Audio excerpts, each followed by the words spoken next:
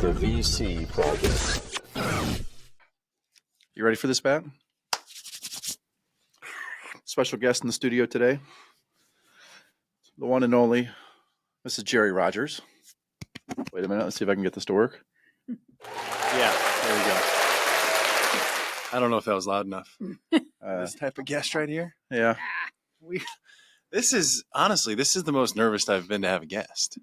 Oh, God. Why? I mean, I think you know why. She may look sweet. You never know what's coming out of her She mouth. is fiery. I will admit that I am very scared of Jeri at times. Oh yeah, it's a real thing. I would say most of the office is. All of the office is. I'm the office mom. Who's scared of mom? It would be interesting if there were cameras on the office to hear her get after some vendors when they've maybe slighted us a little bit. She'll go attack mode very fast. Pit Jeri. We decided very early on when we started this podcast that you were definitely going to be one of our guests. We didn't know what we would talk about. We have actually done zero show prep for today. Well, you may have. I don't know if I did zero. I've spent 2.5 years of show prep for this, sitting right behind her. I've spent about 7 years of show prep, which still doesn't take the cake. We should have invited Dave Miller on. He probably could have told us some really good stories. That might be for another episode. But Anyway. Jeri, briefly tell the audience your role at Pearl Technology.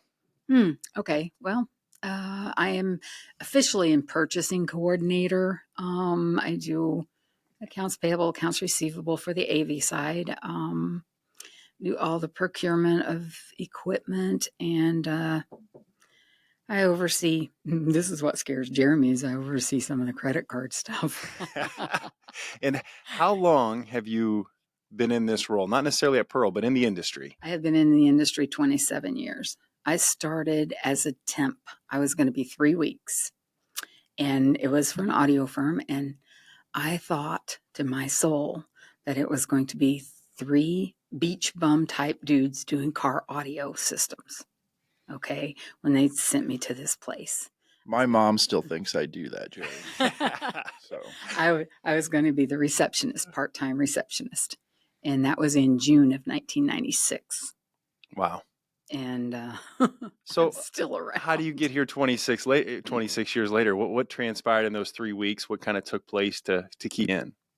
The respect I had for the owners of the company, and interesting facts. I didn't know a male connector from a female connector.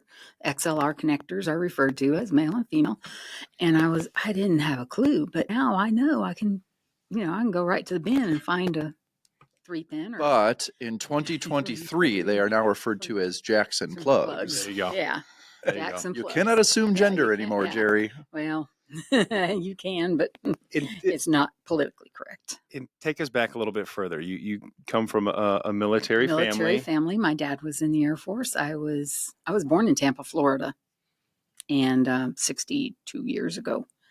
And my little sister was born in Myrtle Beach, South Carolina. So we moved. There we've got Military Florida to brats. South Carolina. Yeah. I've lived in Arizona. I've lived in California. I've lived in Oklahoma. Then I married in the military. Minot, North Dakota. Hello. You've been all over the place. From Minot, North Dakota to East Peoria, Illinois. And then from East Peoria to Pekin. How long you been in this area here, Central Illinois? Since August of 93. Yeah. And, outside of just the purchasing things, you've obviously, you know the ins and outs of the industries. And one of the things that you were early on was the tour guide systems. Talk to us a little bit about that. And tour guide systems were originally for, say you wanted to give plant tours of your manufacturing facility. People want to come in and see how widgets made. Okay, so you take a group of people around on a tour. Well, in order for them to hear plainly what you're saying, you want to present your company, you want to present your manufacturing company in the best possible light. So you want everybody to be able to hear the tour guide. So Bill came up with a transmitter and receiver, personal receiver, kind of like the old Walkman style headphones with a receiver on there.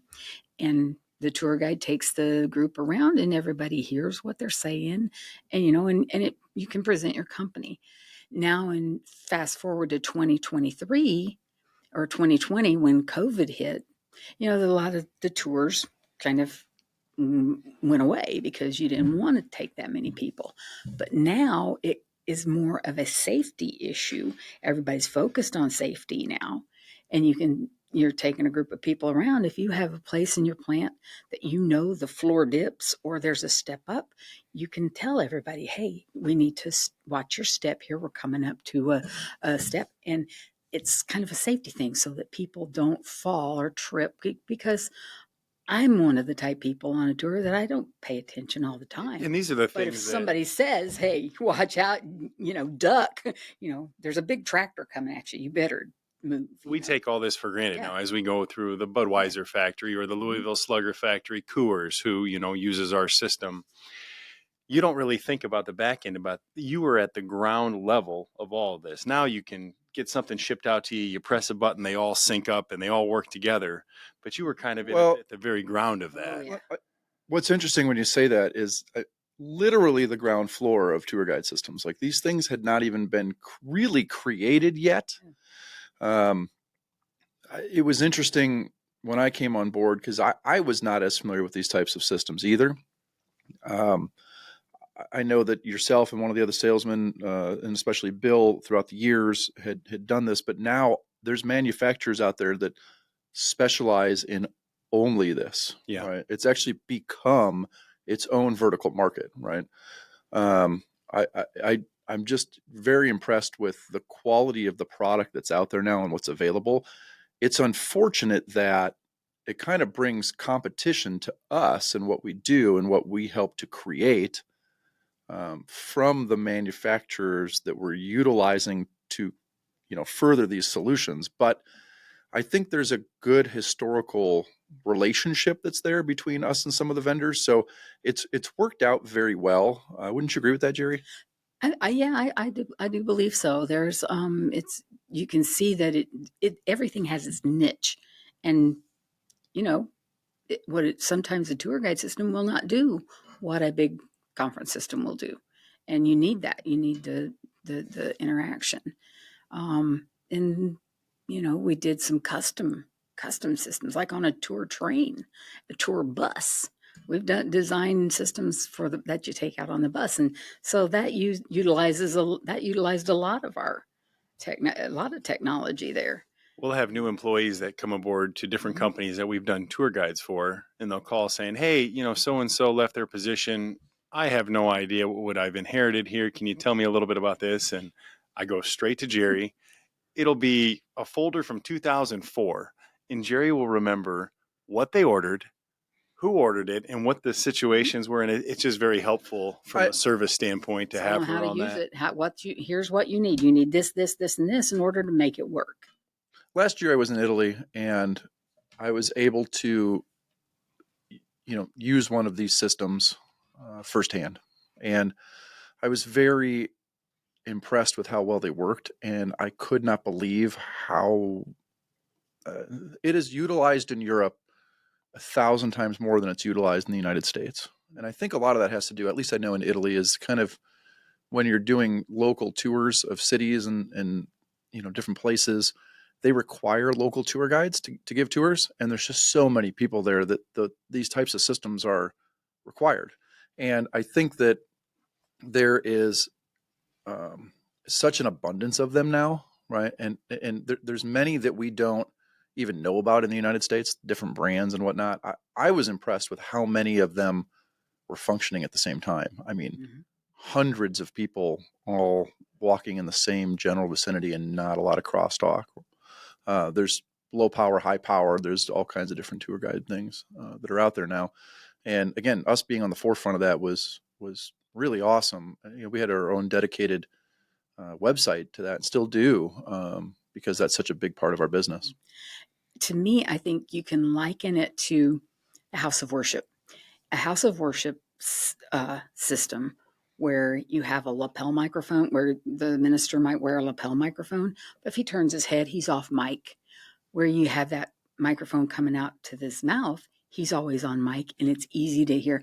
If your message isn't being heard, isn't being understood, what good is it? And that's the same with the tour, with the tour guides. You want your message, you want your company represented, you want everything to be heard and understood. It comes down to the user experience. That's the thing we talk about down to that. in performing arts centers and conference rooms and everything else that we do. It's all about what is the experience like for the individuals who are participating, right?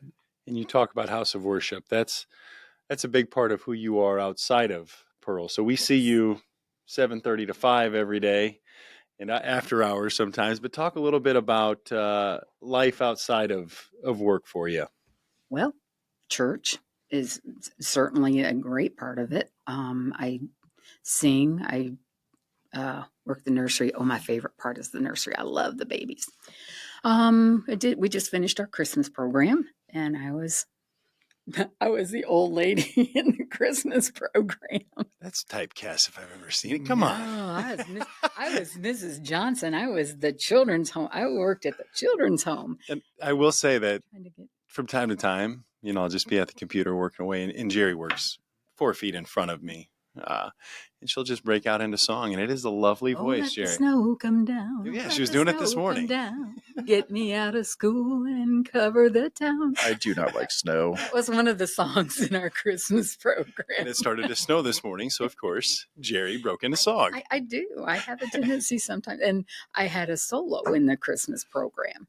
And so I practiced it at work. I would sing it under my breath, or I'd sing it out just to kind of get the words, because I don't like standing with music in front of me.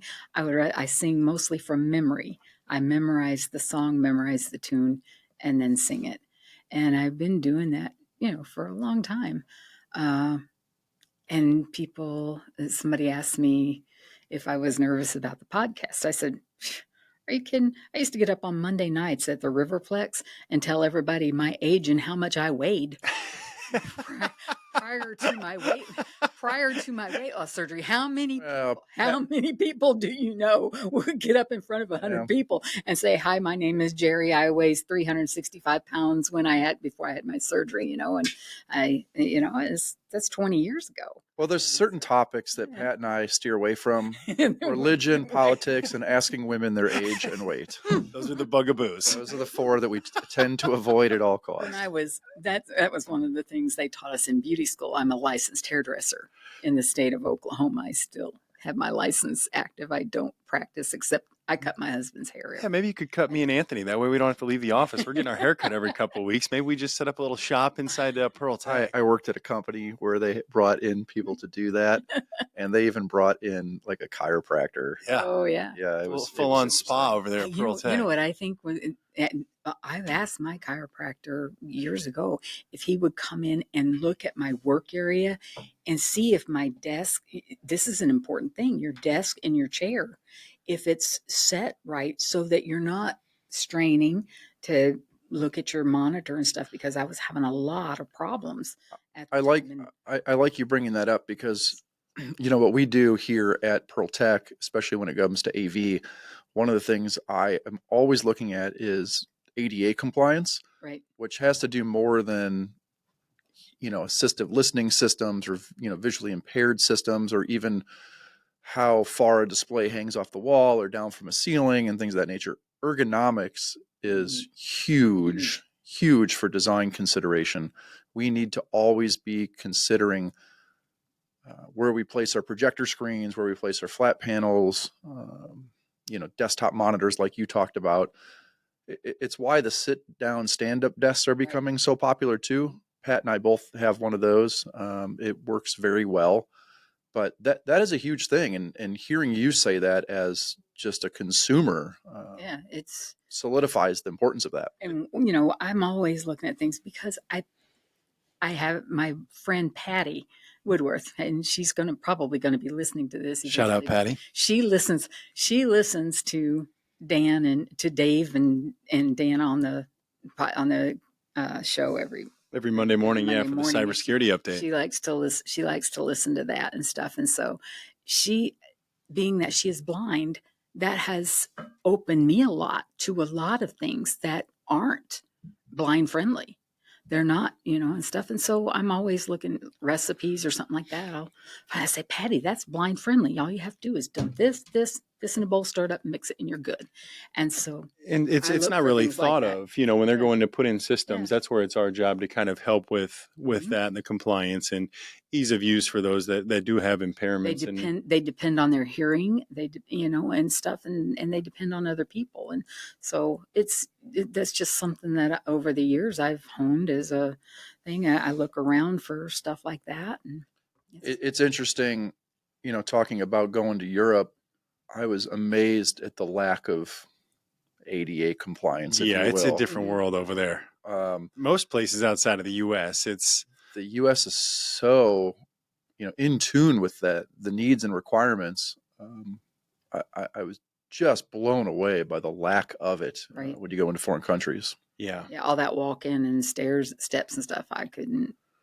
I went to the ARC, and I was like, the best money I spent was on the riding cart, the electric riding cart through the ARC. It's like, yeah, the ARC exhibit. I'm like, yeah, I can't walk all that. When we went to Disney World, Oh, my mom ended up getting one of those mobile scooter things. mhm. And at first I was like, oh, this is going to take forever. It was the greatest thing ever. Right? Yeah, we got one too. She carried the kids when they fell asleep. She carried all of the souvenirs that we bought. Yeah. And we got moved to the front of the line in a lot of cases Yep. because of that scooter. I loved it. It was great.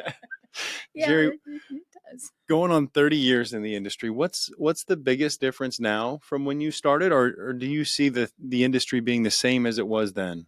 A lot of it is the same. The supply chain, getting the product in. That's been the hardest thing in the last. Let's be clear, the technology is vastly different. The technology, in 30 years. But I wasn't using the technology. I wasn't an integrated. It's purchasing. Yeah, I just purchased what they tell me to. Yeah. And then You know, you talk about I- challenges there. I You have to depend- deal with that on a daily Oh, yeah. basis. People not happy with how long the lead times are. Right. Then you're on top of all the shipping. I have learned over the years, and I'm not afraid to question, like Jeremy. I question Jeremy whenever I see. I'll look at Every 5 minutes. Oh, yeah. I'll My look favorite quality about her. I'll look at a system and I'll see a speaker without a mounting bracket, or I'll see a projector without a mounting something, and I'll have to. It's just something that I've gone through over the years. Jeremy, does this need a mounting bracket? Where are they going to mount this? What's this going on? And then it's like, oh, or it's like, oh, they've got something. It's helpful to have that extra set of eyes, because no It's matter just- how yeah. much we look at stuff, Yeah. when you have 80 items on a bill, you're going to miss stuff. Stuff's going to, and it takes that extra set of eyes. This and is that where the expertise. institutional knowledge is useful and pertinent to anything that we do. The 30-year history Jeri has, knowing all of these things. I mean, speakers have been around forever, so she knows every model number by heart, I'm sure. It's the other technology that changes pretty regularly. I will say that, myself coming on board at which was integrated audio systems, where she worked. I mean, that started in 1993. You probably joined in 95? 96. 96. I think I came on board 2016. something like that. We started. I tend to push the envelope with design a little bit, so it's a lot of newer product that people don't know or familiar with. Which was a change in not only how we conducted business as a company, but how Jeri had to do purchasing, her familiarity with product. Yeah. I will say that it's nice having a second set of eyes, because if I had anybody else doing the purchasing and I missed a power supply for something, we wouldn't find out until On site. either when we're on site or we're staging it, which can cause all kinds of other delays. So to have her, come up and be like, hey, do you need this? Right. Now, a lot of the things is licensing, right? It's not so much power supplies. You It's need a license. you need a license for this, you need a license for that, because a lot of our AV tech is license based now. So that's interesting. And that institutional knowledge, like I said, you can't hire that. No. That only comes with experience and the pride in the company too that she has, and for the coworkers, it's something that you don't just get when you get on site at a new job. It takes years to develop that, And it's, Are you the longest employee? If we count the integrated audio turning into IAS, turning into Pearl Technology with that acquisition, let's go back to 1993. 1993, there was 3 people, and it was the 3 owners. Bill, Bob, and Dave? so when did Dennis and Dale come aboard? They came on after I did. Okay. So you're the I'm longest running. the longest running, Okay. and the longest running still standing. Yeah. Last man standing. That's Last pretty man cool. Still standing. And so I've been, And she's going to be here longer than any of us. Oh, yeah. I've She done. threatens retirement every once in a while when I get out of line. She's like, I'll retire tomorrow. And then I quickly apologize and do whatever I can to make sure I make amends before the end of the day. Oh, it's it's just been really, it's been just an experience that you can't, and I can't teach. Somebody says, oh, you need to train somebody. I'm like, I can't. How do I train somebody to do what I do? Yeah, I can train a monkey to order equipment and stuff, but it's just knowing that, It goes far Who beyond gets the that. purchase It's order? the relationship you have with the vendors, being able to. I can call a vendor and say, hey, I don't want to pay that much for that display. Can you knock it down some for me? And being that I have a good relationship with them, most of the time, yeah, they will. She knows when to rattle the cages, and then she also knows that little sweet Jeri voice. Works the discounts. And we've I heard. also know when to say, hey, I messed up. I ordered the wrong thing. Can we exchange it? I'm not afraid to say, hey, I messed up if I messed up, but chances are it's not my mess up. And she is the first to say, it's Point my the mess finger, up. not the thumb. Point the finger, not the thumb. She's totally covering for me in a lot of those cases. Yes. See, I'm pointing them all at him. Yeah, I am responsible for 98% of those. Or when you're doing something with COVID and somebody did a project with COVID, and I think the fever took them over, and I'm like, oh, wait a minute. But it's just one of those things that I enjoyed. And quite technically, when I first joined that integrated, it was, I'm sure everybody has heard, you guys have heard this before, but the 3 owners, Harlan, Applegate, and Miller, it was Bill Harlan, his name was William, Bob was Robert, and Dave was a ham radio operator. My dad's name was Robert William, and he was a ham radio operator outside of the Air Force. So the 3 of them together was like a father figure to me. And so I had a lot of respect for them, and I liked the way they treated the clients and stuff. And now it's carrying over. And I haven't figured out if the current owners do ham radio or anything like that. But one of these days, we'll figure out. Think he's got ham radio in the tank? He might. I don't know. I don't know. Wouldn't surprise me. I will say, I being a veteran of the industry, by the time I came on board at IAS, probably 24 years. I think I even looked at Dave and Bill. I didn't have the privilege of knowing Bob because he had left before I came on board. I looked at them as father figures. They're 2 of the most amazing people I've ever met in my life. They are. I've learned so much from them still.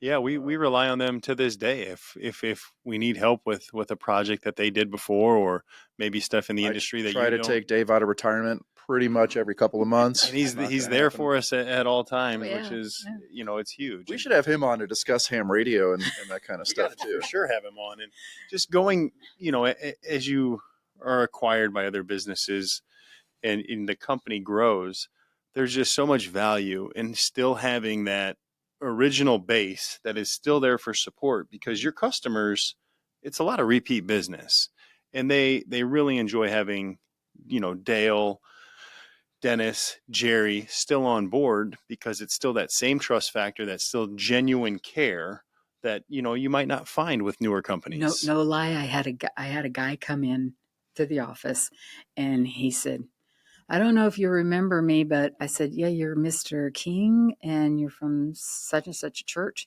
And I said, I'll bet you're after this. And I picked up a little baggie of fuses that I had for those little hotspot monitors. And he was like, how did you know It's that? the Jeri difference. It had been years since I had seen him, but I kind of knew that that was what I saw. What he came in mostly for was a fuse for his little Galaxy hotspot monitor. And so, it's things like that and it was, I enjoyed doing stuff like that. I remembered stuff like that. And I I will still say remember things. the legacy employees. It's a nice way to put that. We'll say we'll categorize that I'm as a lifer. Dale, Dennis, and Jerry. The legacy Lifers. employees have been there way longer than I will be, or I have been. Are somewhat resilient to change. But what's interesting and I love about Jeri is she will fight me tooth and nail on change, but I always know that as soon as she leaves my office cursing my name, within 20 minutes she will have adapted to the change and then brought it to the next level. Yep. Right. You haven't seen the voodoo doll in my. I mean, yeah. Okay. and now that you're a part of a larger accounting department and not just that's you that's the been a little accounting different for me. That's a different change, but you've embraced it well. We're hoping you don't retire when the new software integration happens coming up next month. We'll have a count for how many times she threatens. I got the threat when we switched to the estimation software, but now we're messing with her software, so I don't know what's going to happen there. Oh, I think I'm sure that with our current leadership, it's going to be fine. Can I mention her name? Allie. Shout out Allie. Allie, Queen Erica. The rocks Allie, behind Queen our Erica, organization. And Jason, it's like we're a team, and man, we're going to rock it. We are going to rock that change. Maybe the accounting ladies are the next play on here. Get a little accounting roundtable. Would that be too much? Too much fire? Jeri could fill in for a lot of them. No, it might be too much. I don't know. I love that we're transitioning to the similar software that you're already used to, which is nice. So that'll make that transition a little easier for you, I think. But yeah, I'm excited. I'm excited about what's to come at Pearl Tech. I'm excited about the legacy people we have, and we talked previously. With change, there's often growing pains. There's growing pains that come with in general the corporation being 3 times, 4 times the size that it was when you and I were at IAS. I think there's growing pains that come for some employees, and we lost some employees. Some have moved on. Some weren't happy with just the change in general. Some adopted and did great, but those I'm calling the legacy employees, the key 3, they embraced it and are doing well. And honestly, we couldn't be doing what we're doing without the 3 of you for sure. Right. No chance. It's not just you, Jeremy, over the years, there's some of the legacy employees, Dennis and I, oh my goodness, when he first started, it was fireworks. They had to call us in the conference room and sit us down. You and Dennis going at it? Oh, you guys must have calmed down. I haven't seen anything like that. Wish I could have been a fly on the wall there because I said, I just don't want him to act like he's the one who signs my paycheck. I was candid and honest. And now we get along really good. I mean, it's like, who knew the rivalry between Dennis and Jeri? Give us a fun. There's got to be a fun story in here somewhere. Purchasing, employees. What's something memorable that sticks out to you? It was just little things. It was just, I need you to do this. I need you to order this. I need you to do this. I need you to do that. And I'm like, excuse me? Why should I do that? That's your job. You do it. Pit Jeri comes out. Yeah, but it was they set us down. Once they set us down, we were fine. It was, I said, okay. I said, just kind of reeling back. I'm going to say that if you look at the organizational chart and the hierarchy of the company, and I'm not saying this in any way other than to tell a story, but I'm fortunate enough to be towards the top of that chart. And yet I am absolutely terrified to turn receipts in to Jeri. Even though I have full purchasing approval, I really don't want to turn receipts into Jeri. I hate it. I got to tell one quick story here before we say goodbye here. It was earlier on in my career here, and this is before Jeri had moved to the Toledo building. So I was working out of the Toledo office. We had a separate office for the integrated audio folks. So all I had heard was how strict that Jeri was on receipts and monitoring what we were eating on the road and all these things. So we were in Orlando at a conference, and we went to dinner with a vendor.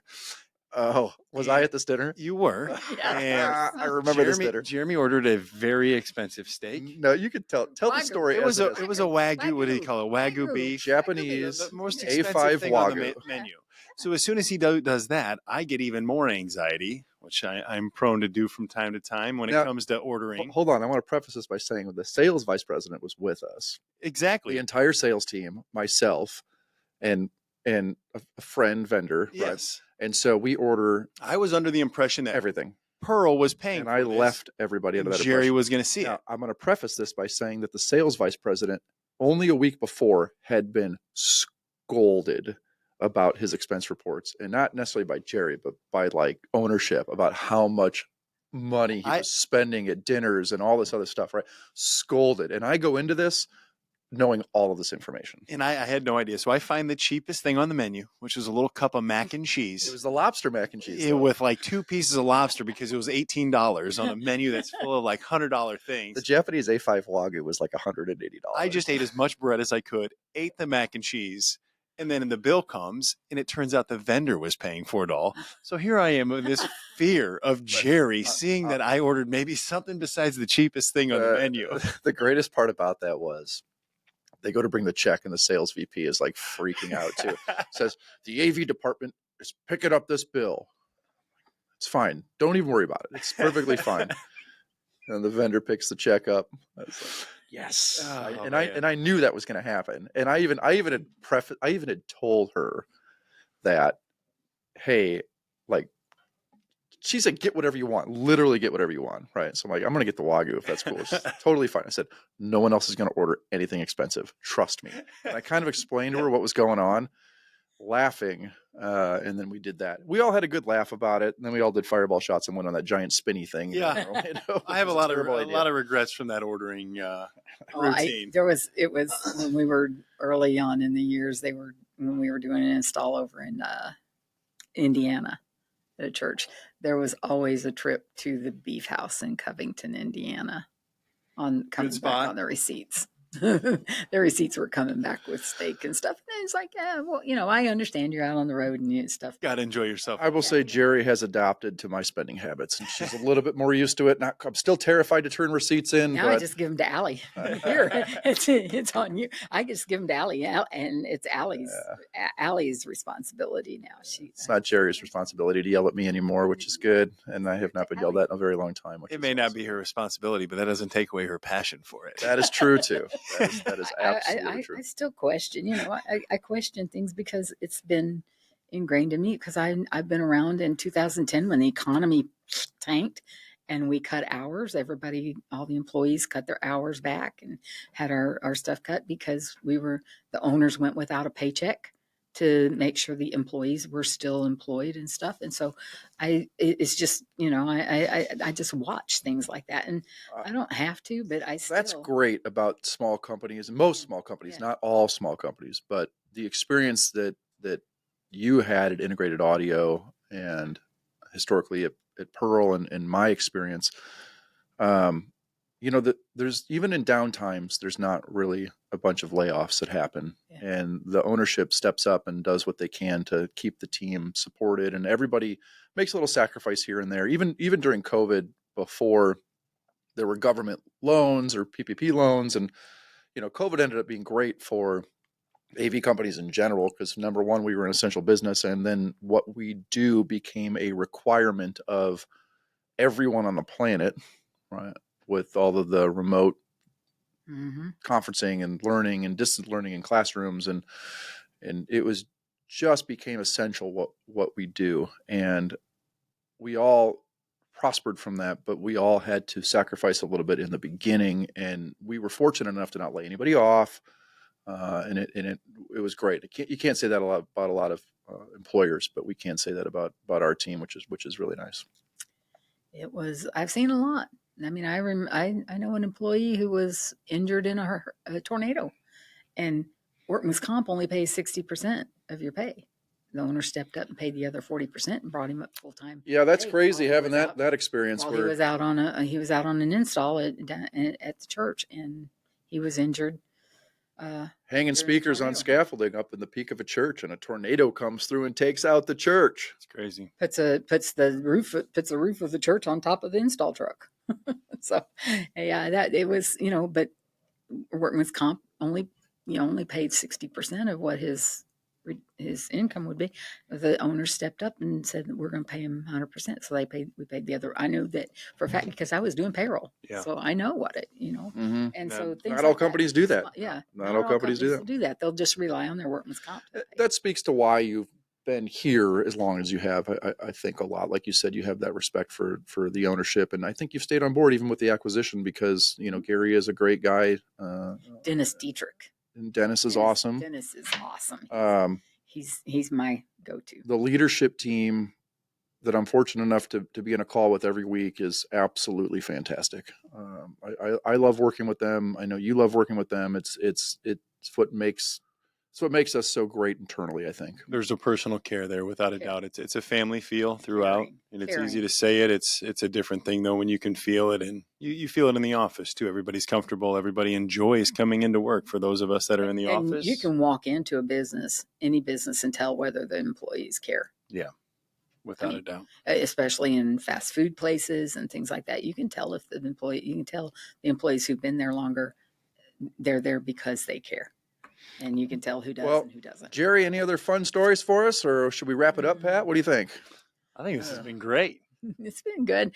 We need to bring, if anything, I think we need an emotional support dog in the office. We used to have an emotional support dog in the Fiona, office. Fifi, little Fifi. Brought my Great Dane into the office since I got her at 6 weeks old, and she would curl up on the chair across from my desk. Even when she grew to be over 100 pounds, she would still curl up in that stupid little chair next to Jeri's desk. That's the dog you have right now? Yeah. The white one, not the gray one. Not the gray one.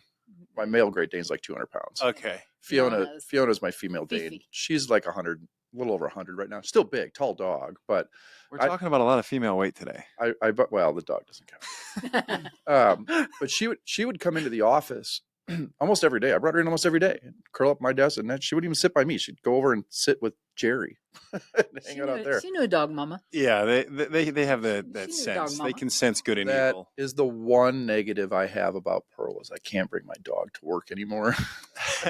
Well, technically, you couldn't get that dog in your office. No, because you had the kennel in there, and she'd go in the kennel and stuff. I forgot I brought the kennel into the office too. She was office. tiny. I didn't want her peeing all over the floor because she still hadn't been potty trained yet. But after like a year and she gotten bigger, she was good. But Jeri would always walk the dog and take her out and do it. It was great. It was that emotional support. Even Dave brought his dog in now and then too. And Romeo.